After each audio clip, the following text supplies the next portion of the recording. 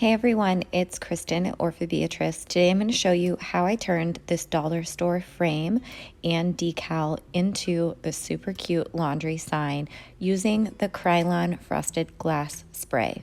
I've got this decal available in my Etsy shop and also a video on how to apply it. But for now, let's go over how to use Krylon Frosted Glass Spray. Let's get started. You'll start out with a clean, dry surface and enough room so that when you push the spray can down, you're not spraying it directly on the project, but you can run it across the project. Also, make sure you shake your can for 1 to 2 minutes before starting.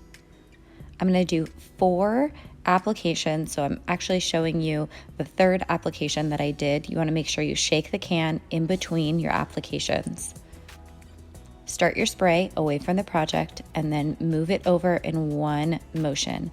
I ended up going over this frame 4 times to make sure that I was overlapping the glass spray evenly and waited 1 minute between each coat. You can do more or less coats depending on how opaque you want the glass to be. I wanted to show you guys this is what it looks like after 4 light coats. You can let this dry to touch after 15 minutes and then let it dry an entire hour before you use it. I also wanted to show you guys how to keep your can from clogging. Once you're finished with your project, you'll turn the can upside down and spray until all of the frosted glass is coming out and you're just getting gas. I'm actually pushing on that button and no spray is coming out. That's how you know that it's clean and ready to be stored for your next use. The frosted glass spray is a semi-permanent option for glass. So it can scratch and you can see there's a little residue on my finger.